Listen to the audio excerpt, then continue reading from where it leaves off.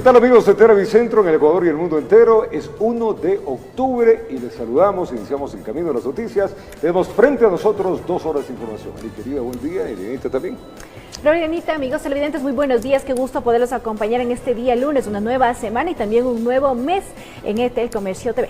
Bueno, hay mucho para contarles. Fin de semana lamentable lo que sucedió en Atacazo, ¿eh? Sí, terrible. Precisamente con esa información es con la que vamos a empezar. Les contamos que 75 familias del sector de Cutulabo fueron evacuadas este fin de semana debido a un incendio de gran magnitud que se registró en el cerro Atacazo. Por las condiciones del lugar, el Cuerpo de Bomberos recibe la colaboración de uniformados de las Fuerzas Armadas, entre otras entidades. Un incendio forestal fue registrado por el Cuerpo de Bomberos de Quito el sábado 29 de septiembre en el Cerro Atacazo ubicado en el Cantón Mejía. El reporte de los bomberos mencionó que el incendio habría iniciado en una zona de pajonales de terreno irregular con fuertes vientos y bajas temperaturas, por lo que las labores de extinción han sido complicadas, ya que han tenido que hacerlo de forma manual. Al sitio acudió personal de las Brigadas de Respuesta a Incendios Forestales BRIF y herramientas especializadas para realizar las labores de combate y extinción del fuego forestal. Además, se realizó sobrevuelos con el helicóptero Argus para monitorear y realizar la coordinación de operaciones en la tierra. Debido a las condiciones climáticas, los trabajos fueron suspendidos la noche del sábado para precautelar la seguridad de los bomberos, pero las labores fueron reanudadas la madrugada del domingo, misma que se extendió durante todo el día. A pesar de los esfuerzos del personal de Cuerpo de Bomberos, el incendio permanecía activo, por lo que fue necesaria la colaboración de uniformados pertenecientes a las Fuerzas Armadas, el Cuerpo de Bomberos de Mejía, Policía Nacional y servidores del gobierno autónomo del municipio de Mejía. Es así que los helicópteros tanto de Fuerzas Armadas como del Cuerpo de Bomberos realizaron múltiples descargas de agua en el sector del Atacazo, límite entre los cantones Quito y Mejía. Por su parte, el Instituto Nacional de Meteorología e Hidrología, INAMI, ha recomendado a la ciudadanía tomar precaución en las zonas aledañas al incendio, como Machachi, Tambillo y Aloac. Pero debido a la magnitud del incendio forestal y a que no se pudo controlar el fuego hasta horas de la noche, la Secretaría de Gestión de Riesgos dio a conocer que el COE cantonal de Mejía tomó la decisión de evacuar aproximadamente a 75 familias del sector de Cutulabo por el peligro que representa dicho incendio. Informó Patricia Aldaz. Hay que estar pendiente de nuestra información. Más adelante con Sofía Intimilla tendremos información de primera mano de este gran incendio que asoló este cerro que dista muy cerca del sur de la ciudad, y tendremos lo que dice Vera Arroyo y también otras informaciones referente justamente a los motivos de este incendio. Mientras tanto, vamos ahora con el choque entre una moto de tipo Pasola y un automóvil. Dejó como saldo una persona fallecida en Manta, allá en la provincia de Manabí. La víctima murió de forma inmediata al estrellarse en el pavimento con la moto que conducía. Lamentable. Veamos.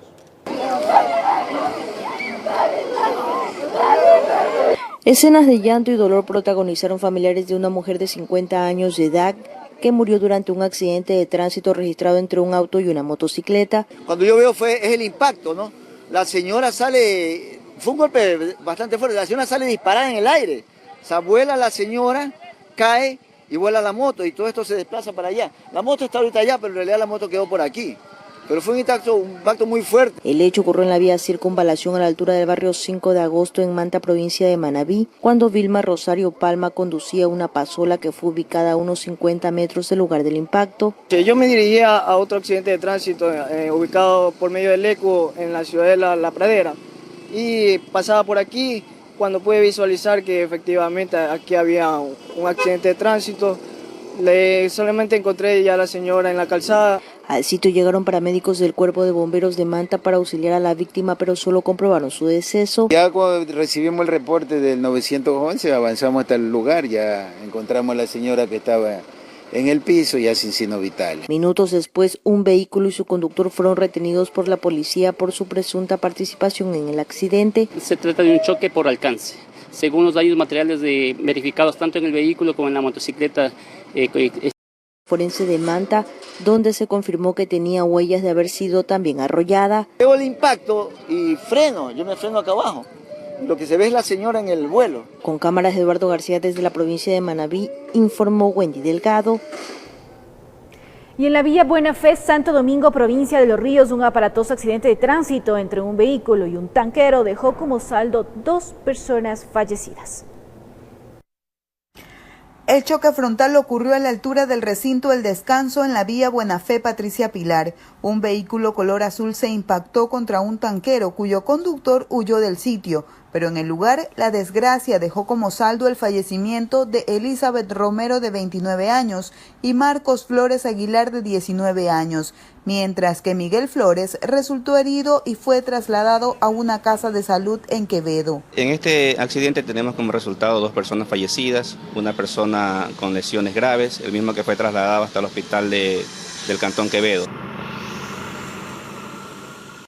El vehículo quedó prácticamente destrozado. Personal de la CTE realizó la liberación de los cuerpos. La conductora se encontraba en estado de gestación y su cuerpo junto al de su acompañante fueron trasladados a la morgue de Quevedo. Conduzcan con precaución, siempre a la defensiva, guardando todas las normas de seguridad.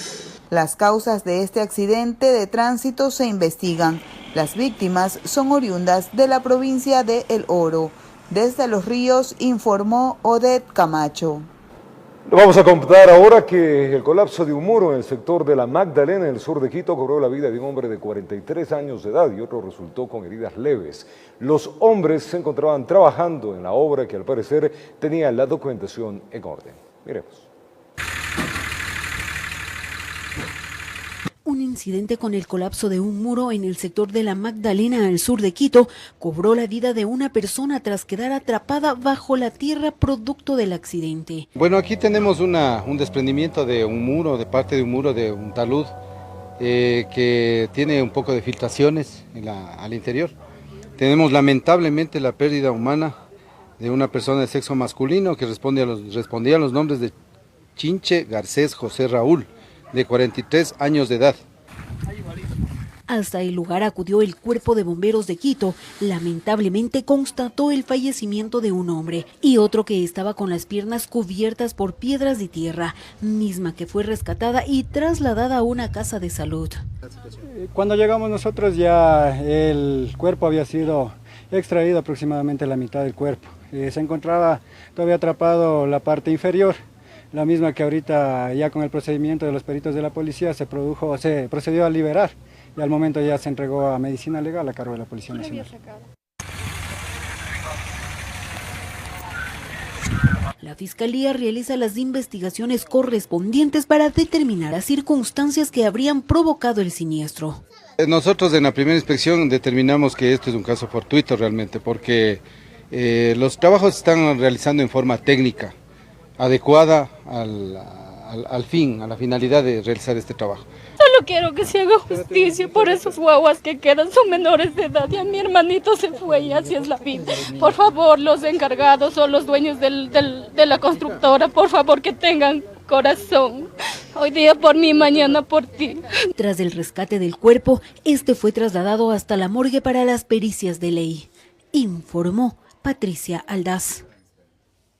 Y 4 hombres fueron capturados por la policía del distrito Los Chillos después de que los individuos habrían asaltado a un joven que tomó un auto que aparentemente laboraba como taxi. 2 de los 4 detenidos tendrían antecedentes por delitos de robo. Si yo podía irme rápido a mi casa, me paró ese taxi y me subí ahí. Claro, es que me pusieron el cuchillo y ya no podía hacer nada, pues ya me quitaron todito, después me botaron. Con nervios aún, la víctima de un asalto en el sector de Conocoto relató cómo 4 sujetos intentaron robarle sus pertenencias cuando él tomó un auto que aparentemente laboraba como taxi. Y justo aquí me estaba yendo, ellos se retroceden y justo el patrullero curva y se encuentran frente a frente.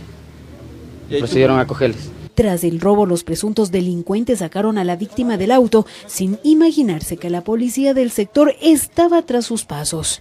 Justamente son robo a personas, robo a domicilios. De este trabajo conjunto ya se lo encuentra realizando desde hace 2 meses atrás. Al realizar una requisa al vehículo y a los 4 individuos, los uniformados se encontraron con las pertenencias de la víctima y varias evidencias. La pistola de juguete que se encontraba destruida, celulares y $20. Según la teniente Giovanna Zapata del Distrito de Policía Los Chillos, hace 2 meses venían realizando una investigación por varias denuncias que existía por parte de la ciudadanía que eran víctimas de estos presuntos asaltantes. 2 de ellos presentan antecedentes. Uno presenta 5 detenciones, de igual manera hace 1 mes recién salió de la cárcel por robo. Y otro tiene 2 detenciones por droga y por lesiones. Los 4 hombres de nacionalidad ecuatoriana, así como el vehículo y las evidencias, fueron puestos a órdenes de las autoridades competentes, quienes se encargarán de hacer justicia según corresponda, informó Patricia Aldaz. En el operativo denominado Mega Impacto 15, la Policía Nacional desarticuló 3 presuntos grupos delictivos. Los uniformados allanaron 30 viviendas en varias ciudades del país. En total fueron detenidas 28 personas.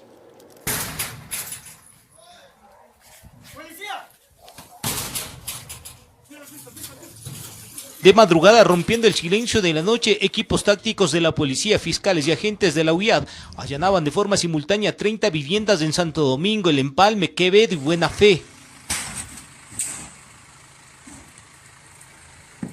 El trabajo policial estaba dirigido a desarticular 3 organizaciones delictivas dedicadas a la extorsión, ejercicio ilegal de la profesión, estafa, testaferrismo, intimidación, robo de vehículos, domicilios, así como asaltos en ejes viales. Se hacían pasar por una supuesta organización narcodelictiva, la cual poseía dinero en efectivo o lo ofrecían en préstamos, cuya cantidad mínima era de $100.000. Ellos cobraban un interés del 5%. En los asaltos y robos, los sospechosos empleaban armas de fuego.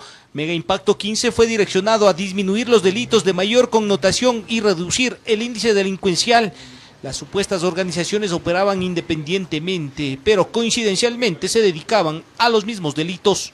Se recopilan indicios que están en este momento en manos de la justicia para que les pongan a buen recaudo a estos detenidos. Entre las evidencias, 5 armas de fuego, municiones, vehículos, motos, entre otros artículos y documentos. La Policía Nacional hace su mejor esfuerzo para aquellas personas que transgreden la ley y están fuera de la norma legal estén a buen recaudo. Varios de los detenidos tienen antecedentes, a muchos de los cuales como que los centros carcelarios ya no les asusta, ingresan por un tiempo y cuando salen como que estaban desesperados por volver a sus andanzas. Informó Iván Casamen. El ex policía y enamorado de la mujer acusada de ser la autora intelectual del crimen de su madre y hermana en San Borondón habría sido el mentalizador del macabro asesinato. El ex gendarme había sido separado de la institución por un caso de tráfico de drogas.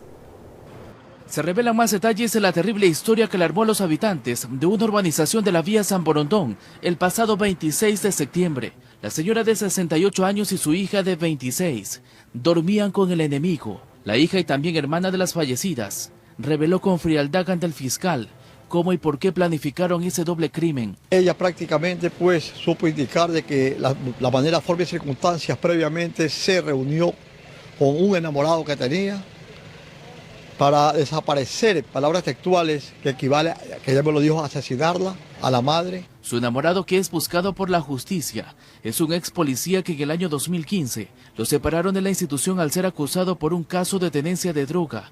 La esposa de ese señor desconocía lo que él hacía, aparte de su trabajo de guardia en una compañía de seguridad. Ella se enteró de ese problema cuando vio llegar agentes policiales que inspeccionaron el vehículo de ese ciudadano en la cooperativa Ficoa de Montalvo en el noroeste de Guayaquil. Acudimos a ese lugar para entrevistar a los familiares y que nos den una versión, pero la casa estaba cerrada. Según la detenida, él había prometido consolidar una relación y vivir en casa donde ocurrió el lamentable hecho, pero buscaban la herencia familiar, la que había dejado su padre. Ahora en la herencia la madre, la ciudad madre le ha dicho pues una oportunidad. ¿Por qué te voy a dar si todavía estoy con vida? Entonces muérete. Hay todos estos antecedentes, todas estas circunstancias. De los más de $50.000 que vendió el inmueble, 20.000 le dio al enamorado. Después le dio hasta un carro. Planificaron el asunto, se reunieron y los hechos ya pues es de opinión pública. A las 2 mujeres las encontraron cada una en sus habitaciones, atadas de pies y manos, con cinta de embalaje y también en la boca. Según las primeras pericias, fueron asfixiadas con una almohada. en horas de la madrugada por 4 sujetos que ingresaron por la parte posterior del conjunto residencial, personas que también son buscadas por la policía. Se presumía que el móvil se le robó, ¿no? Pero podemos ver nosotros de dentro de la pericia de que no hay robo de ningún objeto de valor, o sea, está debidamente establecido. Las investigaciones continúan y la Fiscalía realizará nuevas diligencias judiciales sobre ese caso en las próximas semanas, en una historia que mientras más se la conoce, más sorprende a los ecuatorianos, informó Charlie Pizá. Y es momento de irnos a una pausa comercial, amigos televidentes, pero al retornar les contamos que se registraron incidentes en el acto conmemorativo por las víctimas de la revuelta policial del 30 de septiembre del 2010. Y también el CNE cerró proceso de inscripción con 201 postulantes para el CPCS definitivo. Ya venimos.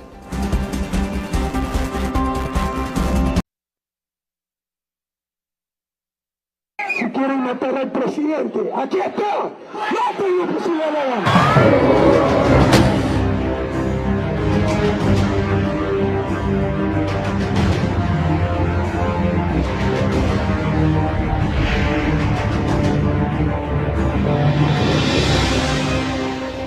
Se registraron incidentes protagonizados por un grupo de simpatizantes del expresidente Rafael Correa en el acto conmemorativo por las víctimas de la revuelta policial del 30 de septiembre del 2010.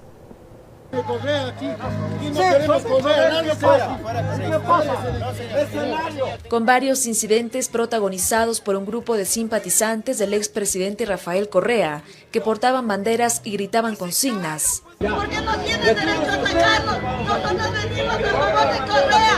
No venimos a pedirles nada. Mátenme si quieren, mátenme. Aquí estoy. Mátenme. Así se dio inicio a la ceremonia que recordó a las víctimas de la revuelta policial del 30 de septiembre de 2010. 8 años después, se mantiene el clamor de familiares y amigos. A mí me despierta dolor, tristeza, angustia y rabia de que no hubo justicia. Yo a las autoridades les reclamo es justicia. Yo quiero simplemente justicia. Paguen tanto los asesinos de los policías, tanto los asesinos de los civiles, tanto los asesinos de los militares. El acto se desarrolló en los exteriores del Hospital de la Policía de Quito, lugar donde fallecieron varios uniformados en la revuelta del 30S. Hasta aquí llegó la madre de Froilán Jiménez, quien colocó una ofrenda floral en el sitio que reposa la placa con la foto de su hijo. Para la familia de Froilán Jiménez significa esto un acto de bondad, de generosidad a favor de nuestra familia, porque sí hay personas que se conduelen todavía. Pero también estuvieron presentes policías, autoridades y activistas políticos y ciudadanos que se sumaron a la petición de los familiares de las víctimas. Aquí estamos los ecuatorianos para exigir justicia. Aquí estamos los ecuatorianos para exigir verdad. Mientras que en la iglesia de San Francisco, en el centro de la ciudad, se ofreció una misa para conmemorar esta fecha, a la que acudieron allegados de policías que están cumpliendo una sentencia. Le sentenciaron a 12 años. Lo que se necesita como padres, que le liberen lo más pronto posible. Como también policías procesados por este caso. Salí con la prelibertad, cumpliendo las 2/5 partes de la pena, ¿no? Que son 12 años. Estamos tratando de que se nos pueda otorgar la amnistía general. La revuelta policial del 2010 dejó 5 personas fallecidas y el protagonista, el expresidente Rafael Correa. Informó Priscila Cadena. Es que hay que recordar, amigos, que este domingo se cumplieron 8 años de esta revuelta policial, donde el principal protagonista fue el expresidente de la República, Rafael Correa Delgado. El famoso 30S dejó 5 personas fallecidas, entre policías, militares y un estudiante. Aquí, una cronología de la crisis política que vivió Ecuador en el año 2010. Ese jueves 30 de septiembre de 2010, los ecuatorianos a través de los medios de comunicación se enteraban de una protesta policial cuyo centro de reclamo eran las instalaciones del Regimiento Quito número 1. La sublevación uniformada se fue tomando fuerza en todo el país en rechazo a una ley salarial. Desde Carondelet, el expresidente de la República seguía de cerca los acontecimientos. A media mañana decidió ir al comando de policía para calmar los ánimos. A su arribo no fue bien recibido, se producen los primeros roces.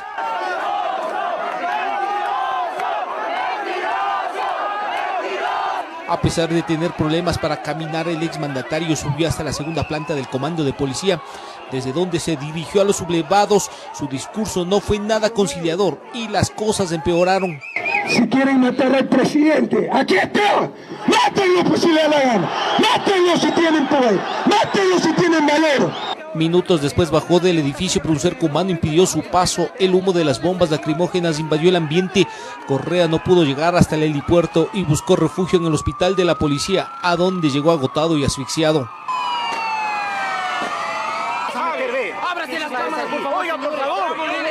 Los ánimos estaban encendidos en las inmediaciones del Regimiento Quito. Los sublevados quemaron llantas. La marcha de apoyo que salió de Carondelet, encabezada por Ricardo Patiño, no pudo llegar. Y el presidente saldrá de aquí como presidente. No saldrá firmando ninguna cosa ni cediendo en nada. El exmandatario, desde una de las habitaciones ubicada en el tercer piso del hospital de la policía, daba entrevistas informando que en Ecuador se cocinaba un golpe de Estado. En la Casa de Salud permaneció varias horas mientras los enfrentamientos entre policías y manifestantes se agudizaban.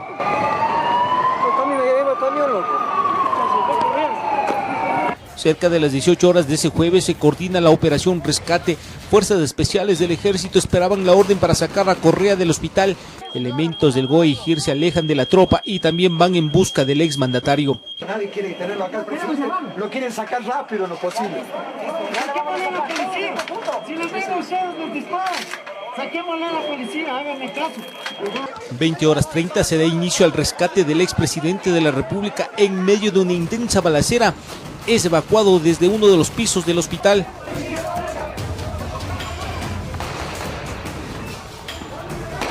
Varios vehículos abandonan la Casa de Salud, blindados por un cerco policial formado por elementos del GIR. A pocos metros de la puerta de ingreso cae herido de bala Froilán Jiménez.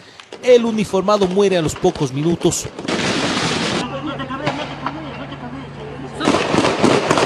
Jamás cedimos, jamás aceptamos negociar nada. El 30S dejó 5 muertos, 2 policías, 2 militares y un estudiante. 8 años de una revuelta donde se habló de un intento de golpe de Estado, incluso de magnicidio. Figuras que aún no terminan de aclararse. Varios policías, la mayoría de tropa, fueron judicializados. Unos aún permanecen privados de su libertad. En Quito informó Iván Casamen. Y es que 8 años después del 30 de septiembre del 2010 todavía se encuentra al menos un centenar de personas detenidas por haber, a decir de la justicia, participado en la revuelta policial. Según el colectivo Víctimas del 30S, cerca de 1.500 personas fueron vinculadas por esta causa. Subiendo estas gradas, llegamos al lugar donde se reúne el colectivo Víctimas del 30S. Aquí nos esperaban varios de sus integrantes. Las víctimas directas superan los 1.500. El 2010 inmediatamente fueron judicializados 904 que constan en fiscalía. Y es que después de lo ocurrido el 30 de septiembre del año 2010, cuando miembros de las Fuerzas Armadas se sublevaron debido a una supuesta inconformidad en sus beneficios, empezó a decir de este colectivo una suerte de cacería de brujas, donde en primera instancia se insistía que existió un intento de golpe de Estado e intento de magnicidio. Alrededor de esas dos teorías se inventaron acusaciones por intento de desestabilización del Estado, terrorismo, sabotaje, intentos de obstrucción de servicios públicos, entre otros. Uno de estos tantos casos es el del ex sargento primero de policía Galo Vega, quien dice fue obligado a pedir la baja y acogerse al procedimiento abreviado, es decir, a declararse culpable para tener una pena baja. En 2015 fue sentenciado a 1 año de prisión. Yo me vi prácticamente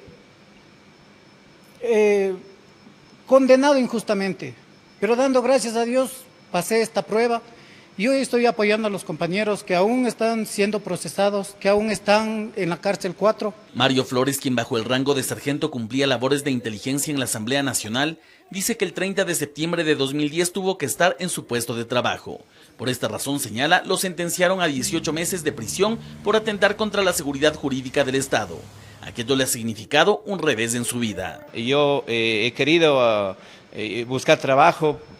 No ha sido posible porque, vuelvo a repetir, al ver que tengo estos antecedentes, nadie me contrata. Pero en este duro proceso aseguran que el apoyo familiar es indispensable. María es madre del ex policía Milton Hinojosa.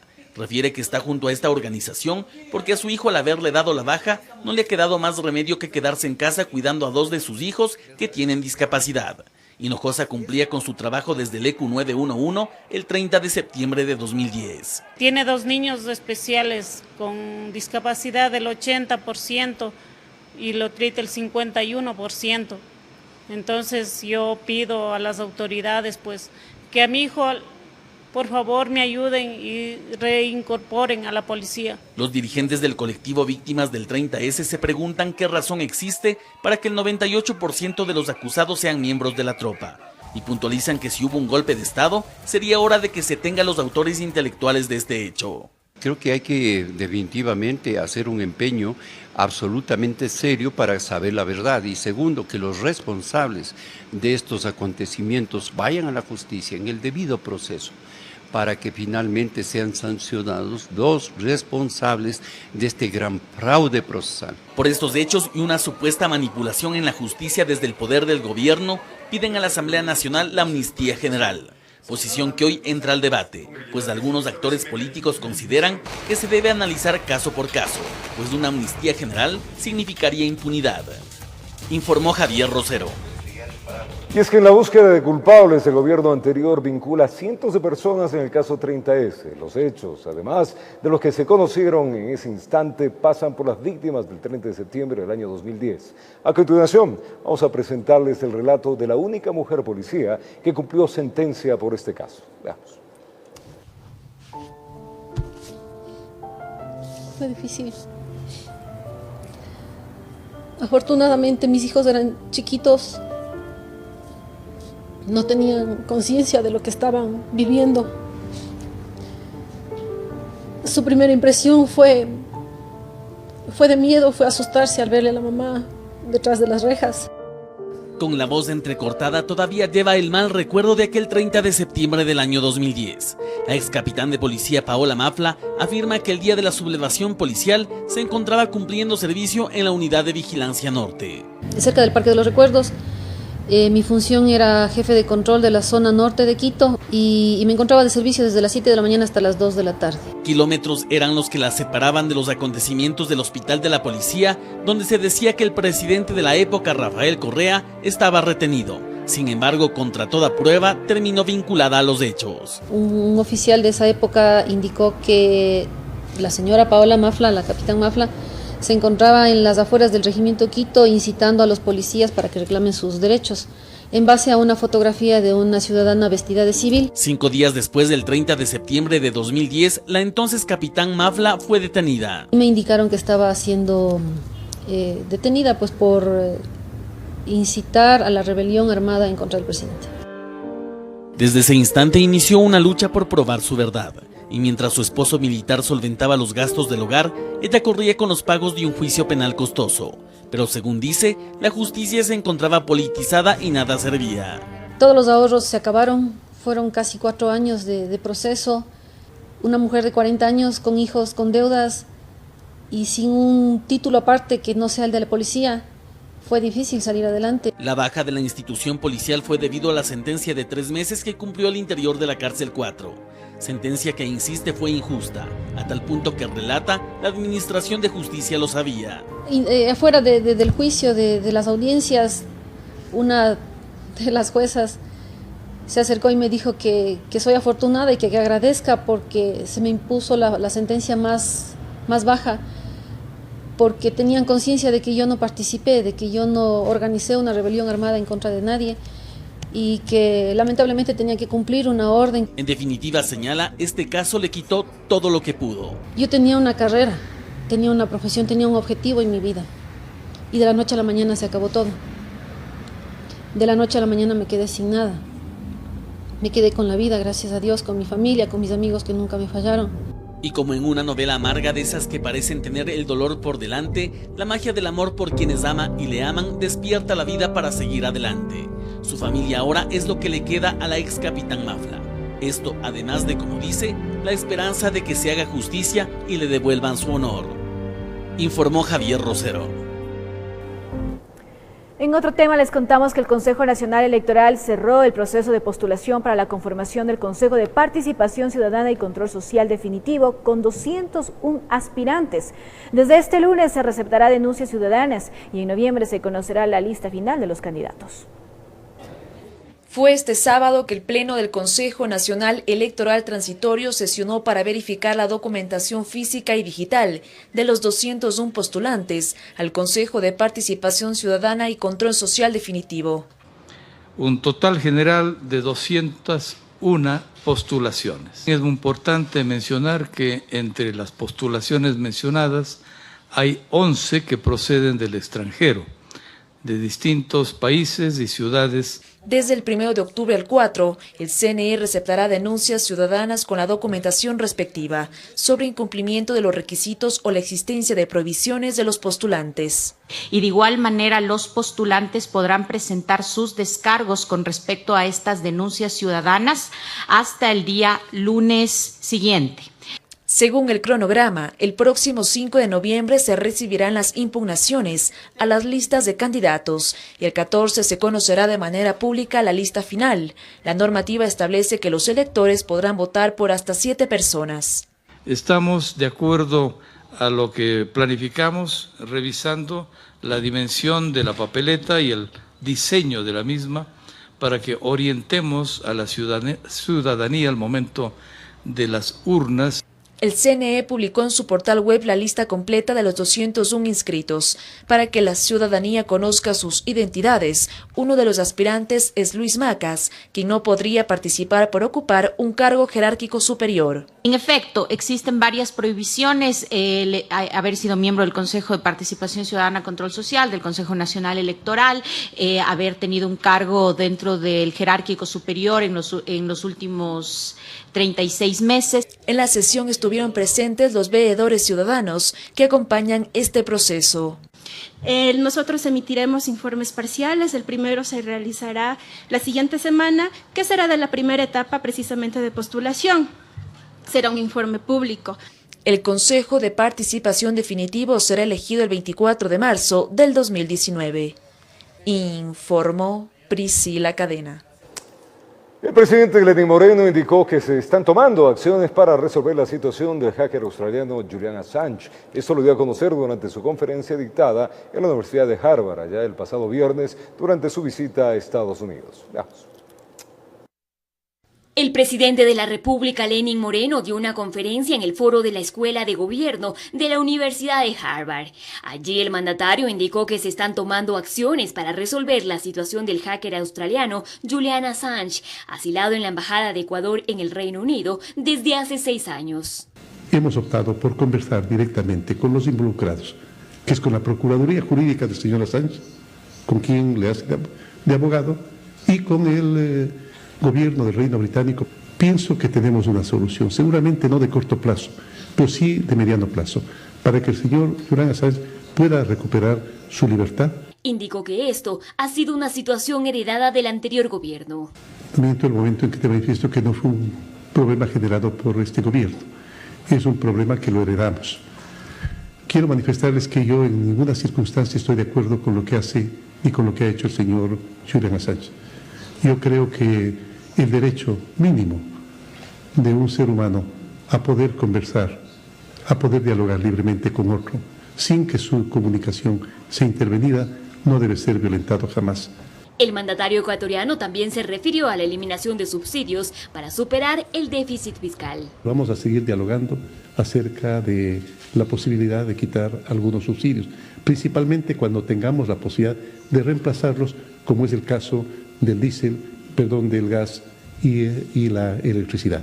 Pero mientras eso no ocurra, mientras el pueblo no esté plenamente convencido, mientras nosotros nos sintamos de que no va a afectar a los más pobres, y una cosa sí, jamás quitaremos un subsidio que afecte a los más pobres. Aseguró que su administración es de diálogo y criticó la política del anterior régimen. El expresidente se había peleado con todo el mundo, profesores, médicos, mujeres, estudiantes, grupos sociales, indígenas, etcétera, trabajadores, etcétera, etcétera. Había un distanciamiento inmenso. Y yo le dije, la condición de yo aceptar la candidatura es porque yo voy a volver a rehacer esas buenas relaciones. Estas declaraciones las realizó en el marco de su agenda por Estados Unidos. Con realización de Marco Ruiz, informó Adriana Rojas. Y Ecuador prepagó un crédito a China por $266.6 millones. El Ministerio de Finanzas indicó que el prepago es una figura permitida en este contrato de financiamiento y aclaró que no se afecta a la liquidez ni a las reservas de la caja fiscal del país.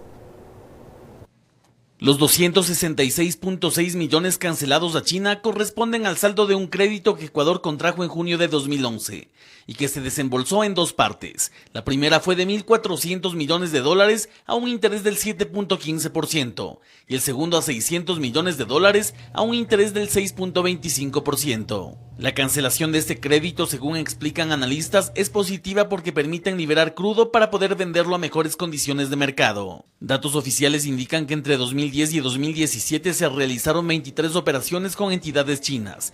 De ellas, 12 se contrataron a plazos menores a 10 años y tasas de entre 6 y 7.25%, mirándose como negativo debido a que las operaciones están atadas a la venta de petróleo o a la contratación de obras con empresas de ese país. Situaciones que, a decir de varios expertos, han causado problemas, debido a que instituciones multilaterales como el Banco Interamericano de Desarrollo otorgarían créditos a tasas de interés más bajas.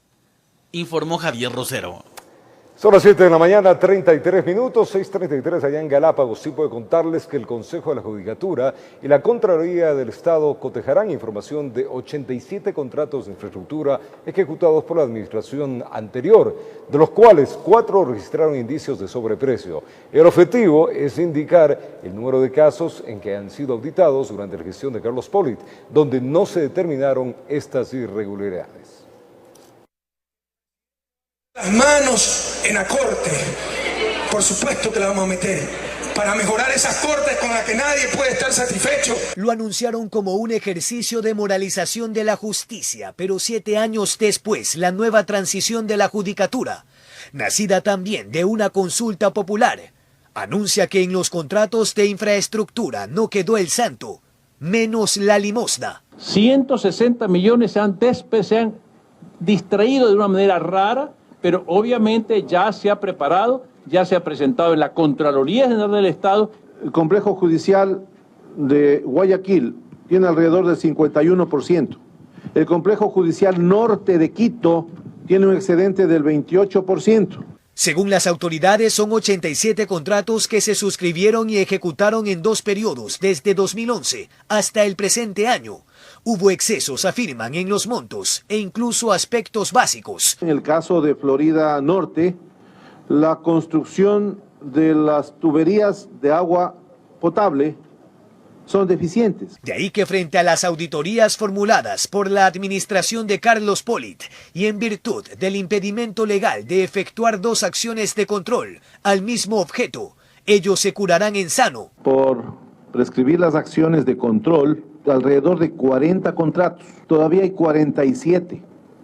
No se olviden que se han repartido entre pocas empresas, entonces si se libró por uno tienen que caer por otro. También se identificaron varias irregularidades en la fiscalización, de hecho en la consignación de las obras a empresas vinculadas. De la remodelación del Palacio de Justicia de Guayaquil, es decir, de este palacio, por $20.8 millones, la nómina en CC Constructores Asociados estaban los primos de ese entonces presidente del Consejo de la Judicatura Transitorio. Y dicen esperan que sus denuncias no se queden en el escarnio público de la década fugaz y sin embargo bajo la lupa, informó Jorge Escobar. Es momento de hacer una pausa comercial, pero ya retornamos con información internacional. Les contamos que en Indonesia la cifra de muertos se eleva a 832 después del terremoto y tsunami. 75 familias del sector de Cutuglawa fueron evacuadas este fin de semana debido a un incendio de gran magnitud en el Cerro Atacazo. Tendremos un informe especial con Sofía Vintimilla. Ya venimos.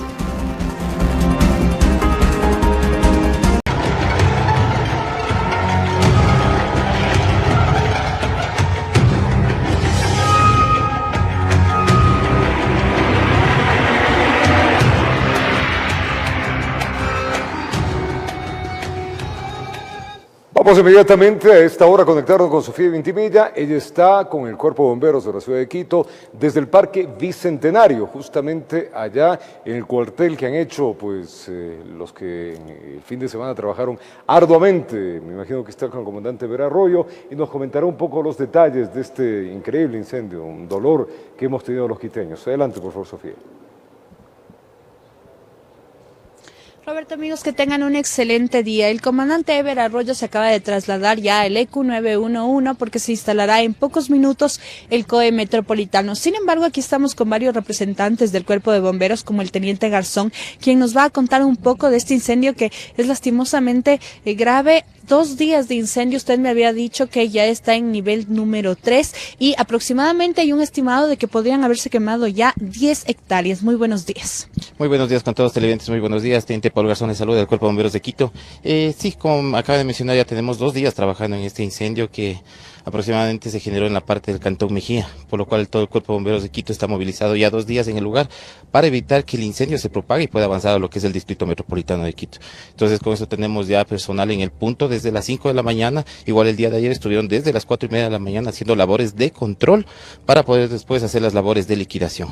Las situaciones y condiciones desde el día de ayer fueron no tan favorables para el personal por las condiciones climáticas, condiciones de terreno, condiciones de viento, lo cual hizo que cuando se apagaban ciertos flancos o ciertos puntos, nuevamente se reiniciaba, por lo cual afectaba las condiciones y al personal que se encontraba en el lugar.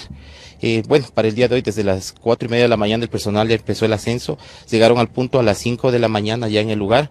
Adicional a esto, también salimos a hacer el sobrevuelo correspondiente con la aeronave, con la nuestra, con lo que es el Argus 1, para medir la situación que se encuentra al momento, las condiciones, porque desde tierra se tiene otra perspectiva muy diferente a lo que es el aire, por lo cual también utilizamos una cámara termográfica que nos permite observar los puntos calientes, los puntos necesarios donde debemos enfocarnos para poder trabajar y así no desperdiciar recursos.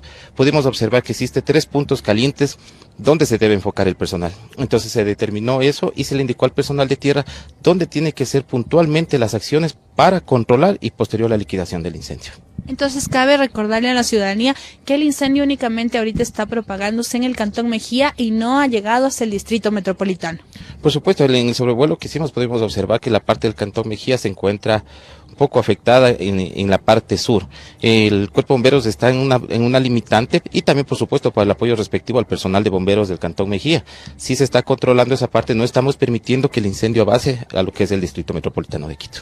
Agradecemos infinitamente. Bueno, esa es la información actual y también habían señalado fuentes oficiales a través de las cuentas como Twitter, Facebook y también Instagram. El EQ 911 a través de un boletín había señalado que habían varias nubes de humo, pero que no son relacionadas para nada con ninguna erupción volcánica, sino también provenientes obviamente de este lastimoso incendio. Nosotros les permaneceremos aquí informados. Como les digo, el COE Metropolitana se instalará en pocos minutos, así que nosotros iremos hasta allá para llevar de primera mano toda la información que transcurra y esperemos que el Cuerpo de Bomberos logre sofocar estas llamas que están acabando con tanta flora y fauna de nuestra ciudad. Roberto. 10 hectáreas, gracias a Sofía Vintimilla. Ampliación de esta información lamentable para los que vivimos muy cerca del Cantón Mejía, ver cómo pues algún desadaptado lamentablemente ocasionó un incendio que ni en las peores pesadillas lo hubiéramos tenido. Muy cerca de la ciudad, el COE se va a instalar y tendremos esa información en el primer noticiero de la comunidad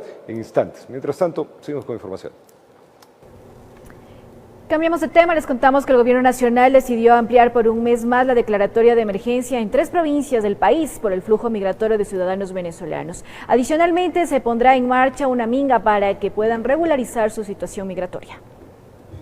Este 30 de septiembre culminaba la declaratoria del estado de emergencia en las provincias de Carchi, Pichincha y El Oro, declarada para enfrentar de mejor forma el flujo migratorio de ciudadanos venezolanos. Sin embargo, el Gobierno Nacional decidió ampliarla por un mes más. Eso nos va a permitir continuar realizando acciones que son importantes, ¿no? En este marco de la migración venezolana y también manejar los recursos con más flexibilidad y lógicamente dentro de un marco de transparencia. Paralelamente, la Cancillería ecuatoriana trabaja en la puesta en marcha de lo que será la minga migratoria. Nosotros hemos tomado esa iniciativa para tratar de que los ciudadanos venezolanos puedan tener más facilidad para regularizar su situación de aquí hasta el mes de diciembre. Es parte del plan integral donde se analiza la situación de los venezolanos, disposición dada por una jueza constitucional, al suspender por 45 días la propuesta de la Cancillería, que se pide el pasaporte a los venezolanos que quieren ingresar al Ecuador, ante lo cual la Defensoría del Pueblo y Pública solicitaron medidas cautelares. En cuanto a la posibilidad de ampliar el tiempo de la medida cautelar, yo creo que eso es algo pues que evidentemente depende de varios actores. Para los que estamos tratando de elaborar esto sería de utilidad, yo pienso, porque eso permitiría que haya más tiempo, más posibilidades de reflexión. En la actualidad, el flujo de venezolanos ha disminuido, pasando de 4.000 diarios a 2.000 aproximadamente. 2015, 16, 17 y lo que va del 2018, un poco más de 3 años, nosotros tenemos un saldo de 212.000 ciudadanos venezolanos que están en territorio ecuatoriano y han ingresado un poco más de 1 millón de ciudadanos al Ecuador, de los cuales la diferencia, bueno, son los ciudadanos que han salido. Este 1 de octubre se suma otra propuesta, la visa electrónica, que se reforzará con una segunda fase en el 2019. En una plataforma electrónica, y vamos nosotros a poder generar información a través de un código QR, un código bidimensional que nos permite acceder fácilmente a los datos de la persona que ostenta la visa y permite su validación. Informó Héctor Romero. Vamos a contarles ahora que a través de un comunicado el gobierno del Ecuador informó que aceptó participar en la propuesta del Banco Interamericano de Desarrollo BID. Esto es para crear un fondo de atención para comunidades migrantes. El ministro de Trabajo, Raúl Ledesma, indicó que Ecuador presentará un proyecto integral de atención a la población migrante para fortalecer la labor desarrollada en favor de este grupo humano. La iniciativa busca afrontar los retos de la realidad migratoria para garantizar que todas las personas puedan acceder a los derechos fundamentales como son salud, educación y protección social.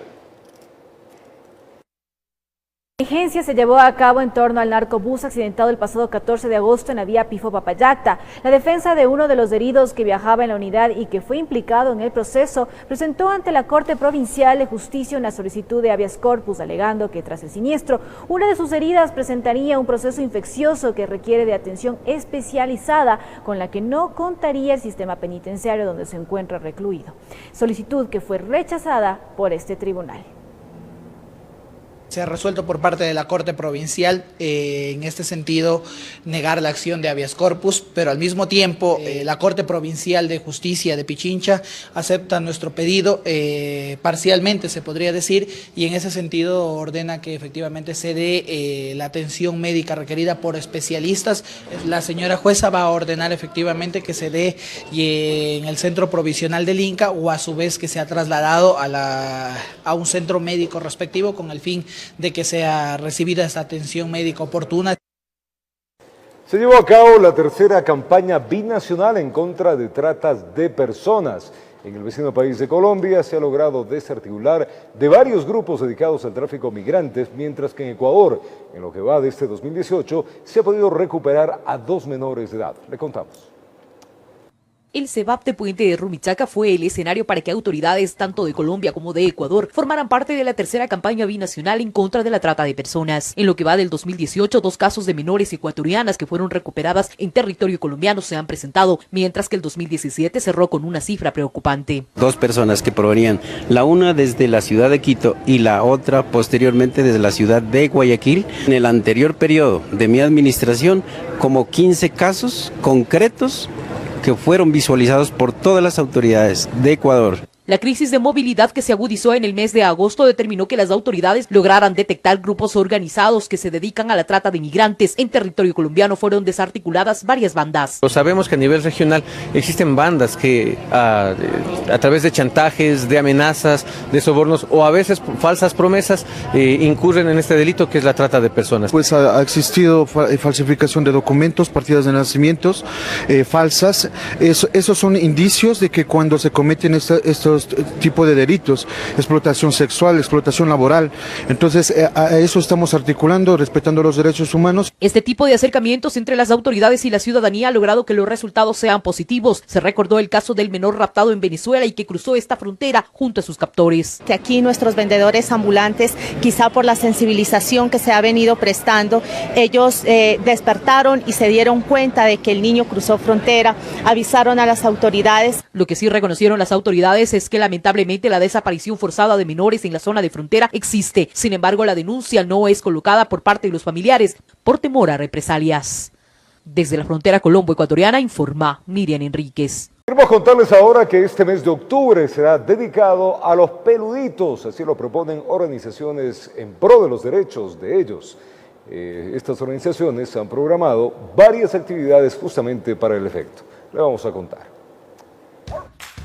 La labor que realizan quienes integran las organizaciones animalistas todos los días va en aumento, pues tanto perritos como gatos abandonados cada vez son más, y eso en consecuencia incrementa las cuentas por pagar.